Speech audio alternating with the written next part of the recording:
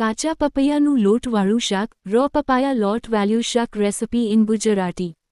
1 નંગ નાનું કાચું પપૈયું, 1 નંગ ટામેટું, અડધું વાટકી ચણાનો લોટ, 8-9 કળી લસણ, 1 ટીસ્પૂન રાઈ, મેથી, 1 ટીસ્પૂન હિંગ, 2 ટીસ્પૂન તેલ, 2 ટીસ્પૂન ધાણા જીરું, 1 ટીસ્પૂન હળદર, 1 ટીસ્પૂન લાલ મરચું, 1 ટીસ્પૂન ખાંડ, ખાટી છાશ જરૂર મુજબ, 1 ટીસ્પૂન ગરમ મસાલો, કોથમીર જરૂર મુજબ.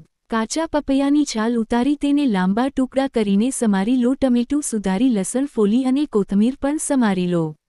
એક વાટકામાં ચણાનો લોટ લઈ તેમાં થોડી છાશ નાખી ઘાટું ખીરું બનાવી લો. એક વાસણમાં તેલ મૂકી તેમાં ક્રશ કરેલું લસણ, રાઈ, મેથી, હિંગનો વઘાર કરી ટામેટાં વધારી દો. તે સતળાઈ જાય એટલે તેમાં પપૈયાના ટુકડા ઉમેરી થોડું પાણી નાખી અને ચડવા દો. ત્યારબાદ તેમાં બધા જ મસાલા, કોથમીર ઉમેરી અને ઉકળવા દો. બધું બરાબર મિક્સ થઈ જાય એટલે ચણાના લોટનું ખીરું ધીમે ધીમે ઉમેરી અને ચમચા વડે હલાવતા જાવ.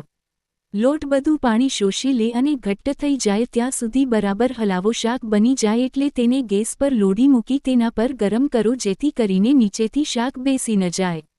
હવે વાટકામાં કાઢી ઉપર કોથમીર છાંટી જમવામાં સર્વ કરી દો.